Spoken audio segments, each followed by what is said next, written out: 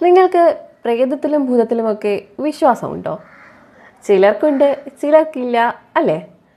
ഇല്ലെന്നൊക്കെ പറഞ്ഞാലും രാത്രി 1 മണിക്ക് ആരുമില്ലാതെ വിജനമായ വഴിയിലൂടെ ഒറ്റയ്ക്കൊന്ന് നടക്കണമെന്നൊക്കെ പറഞ്ഞാൽ പറ്റുമോ?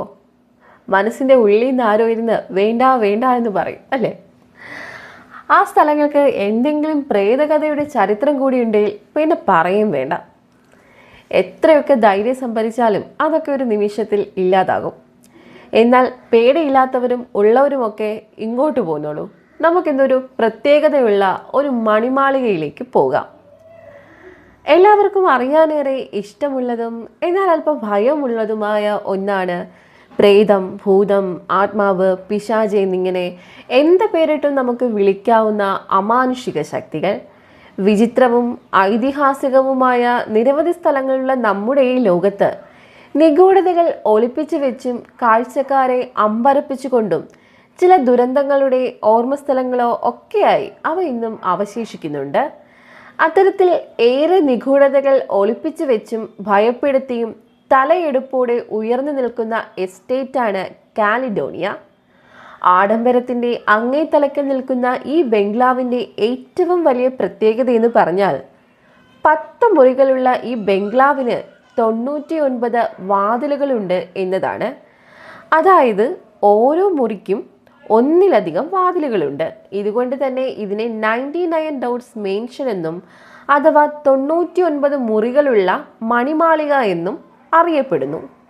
ഇന്ന് സന്ദർശനാനുമതിയുള്ള ഇടം കൂടിയാണ് ഈ ബംഗ്ലാവ്. ദിനം പ്രതി നിരവധി പേരാണ് ഇങ്ങോട്ടേക്ക് എത്തുന്നത്. 1840കളിൽ ബ്രിട്ടീഷ് ഈസ്റ്റ് ഇന്ത്യ കമ്പനിയുമായി പങ്കാളിത്തമുണ്ടായിരുന്ന റാംസ്റ്റൺ എന്ന കുടുംബമാണ് ഈ വലിയ ബംഗ്ലാവ് പണി കഴിപ്പിച്ചത്. ഏക്കറുകളോളം പരന്നു കിടക്കുന്ന എണ്ണപ്പനകൾക്ക് നടുവിലായാണ് ഈ വലിയ ബംഗ്ലാവ് തല ഉയർത്തി ഇങ്ങനെ നിൽക്കുന്നത്. വളരെ ആർഭാടപൂർണമായതും സന്തോഷകരമായ ജീവിതമായിരുന്നു റാംസ്റ്റൺ ഫാമിലി നയിച്ചുകൊണ്ടിരുന്നത്. കരിമ്പ് കൃഷി ചെയ്ത് അതിൽ നിന്നും പഞ്ചസാര ഉൽപ്പാദിപ്പിച്ചുകൊണ്ടായിരുന്നു റാംസ്റ്റൺ ഫാമിലിയുടെ തുടക്കം. അതിൻ്റെ ഡിമാൻഡ് പതിയെ കുറഞ്ഞു വന്നപ്പോൾ അവർ റബ്ബറിലേക്കും എണ്ണപ്പനയിലേക്കും പാം ഓയിലിലേക്കും ഒക്കെ കടന്നു.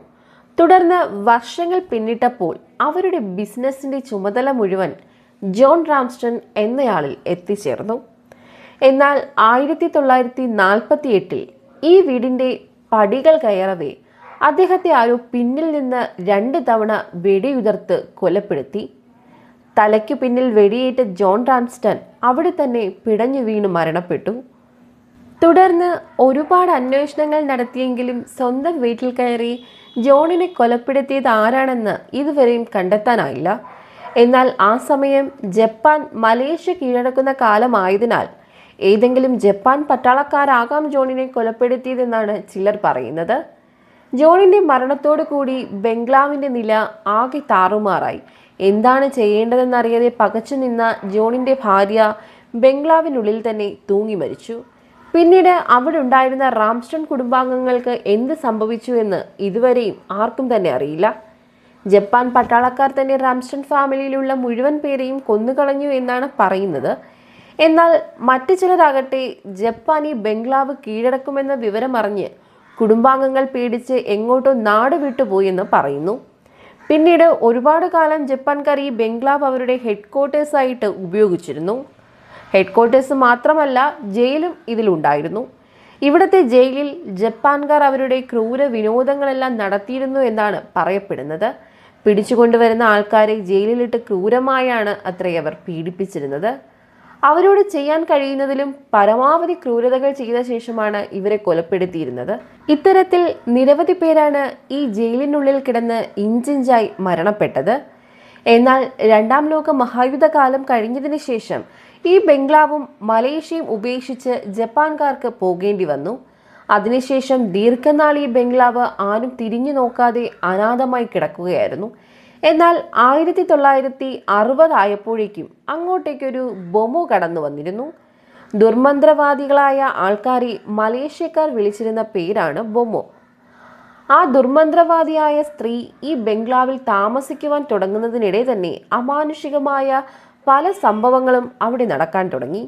99 മുറികൾ ഉണ്ടായിരുന്ന ആ വീട്ടിൽ മറ്റൊരു വാതിൽ കൂടി തുറക്കപ്പെട്ടു എന്നാണ് പറയപ്പെടുന്നത്. അതും നരകത്തിലേക്കുള്ള വാതിൽ. ഈ ഒരു കാലയളവിൽ ഈ പ്രദേശത്ത് കൂടി നടക്കുവാൻ പോലും ആളുകൾ വല്ലാതെ ഭയപ്പെട്ടിരുന്നു. രാത്രികാലങ്ങളിൽ ഈ പ്രദേശത്ത് കൂടി സഞ്ചരിക്കുമ്പോൾ പലരും പേടിപ്പെടുത്തുന്ന ശബ്ദങ്ങളും അലർച്ചകളും കേട്ടിരുന്നതായാണ് പറയപ്പെടുന്നത്. മരിച്ചുപോയവരുമായി ദുർമന്ത്രവാദിയായ ആ സ്ത്രീ സംസാരിക്കുന്നതും ആഭിചാരക്രിയകൾ ചെയ്യുന്നതുമാണ് ഈ ശബ്ദങ്ങൾക്ക് കാരണമെന്നാണ് അവിടുള്ളവർ വിശ്വസിക്കുന്നത്. മാത്രമല്ല, രാത്രികാലങ്ങളിൽ ഈ പ്രദേശത്ത് കൂടി സഞ്ചരിച്ചിരുന്ന ചില ആളുകൾ നരകത്തിലേക്കുള്ള 100ാമത്തെ ആ വാതിൽ കണ്ടിരുന്നുവെന്നും പറയപ്പെടുന്നു. ദുർമന്ത്രവാദിയുടെ വരവോടെ അമാനുഷിക സംഭവങ്ങൾ കാണാൻ തുടങ്ങിയതോടെ രഹസ്യമായി പലരും ഈ ദുർമന്ത്രവാദിയെ കാണുന്നതിനായി എത്തിയിരുന്നു. തങ്ങൾക്ക് ഇഷ്ടമില്ലാത്ത ആളുകളെ നശിപ്പിക്കുന്നതിന് വേണ്ടി ആഭിചാരക്രിയകൾ ചെയ്യുന്നതിനായിരുന്നു അവർ ഈ ബംഗ്ലാവിലേക്ക് എത്തിയിരുന്നത്. എന്നാൽ പെട്ടെന്നൊരു ദിവസം ഈ ദുർമന്ത്രവാദിയെ കാണാതാകുകയായിരുന്നു. അവർ എങ്ങോട്ട് പോയെന്നോ എന്ത് സംഭവിച്ചെന്നോ ആർക്കും അറിയില്ല. എങ്കിൽ പോലും ഇന്നും മരണപ്പെട്ടവരുടെ ആത്മാക്കൾ ഗതികിട്ടാതെ ഈ ബംഗ്ലാവിനുള്ളിൽ അലഞ്ഞു തിരഞ്ഞ് നടക്കുന്നുണ്ടെന്നാണ് മലേഷ്യക്കാർ ഇപ്പോഴും വിശ്വസിക്കുന്നത്. റാംസ്റ്റണും അദ്ദേഹത്തിൻ്റെ ഭാര്യയും കുടുംബവും ജപ്പാൻകാർ ക്രൂരമായി കൊലപ്പെടുത്തിയ നിരവധി പേരുടെയും ആത്മാക്കൾ അലഞ്ഞു തിരിയുന്നതായി വാർത്തകൾ പരന്നതോടെ നിരവധി പാരാനോമൽ ഇൻവെസ്റ്റിഗേറ്റേഴ്സും ഇവിടേക്ക് എത്തിയിരുന്നു. റാംസ്റ്റൺ വെടിയേറ്റ് മരിച്ച ആ സ്റ്റെപ്പ് കയറുമ്പോൾ തന്നെ അവർക്ക് അമാനുഷികമായ എന്തൊക്കെയോ കാര്യങ്ങൾ അനുഭവപ്പെടുന്നുണ്ട് എന്നാണ് പറയുന്നത്. എന്നാൽ ജോണിൻ്റെ മരണവുമായി ബന്ധപ്പെട്ട് വേറെയും ചില കഥകൾ പറയുന്നുണ്ട്.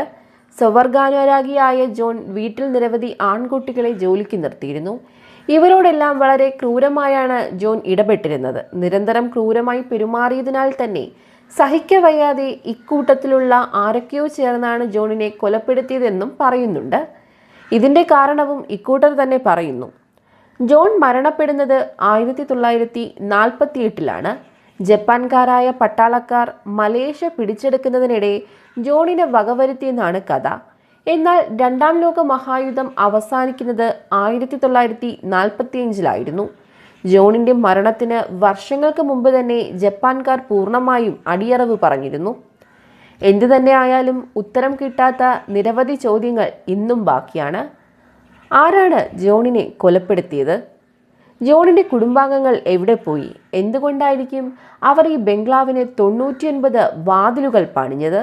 അങ്ങനെ ഉത്തരം കിട്ടാത്ത ചോദ്യങ്ങൾ ഇങ്ങനെ അവശേഷിക്കുന്നു. നിങ്ങൾക്ക് എന്താണ് ഈ സംഭവത്തെക്കുറിച്ച് പറയാനുള്ളത്?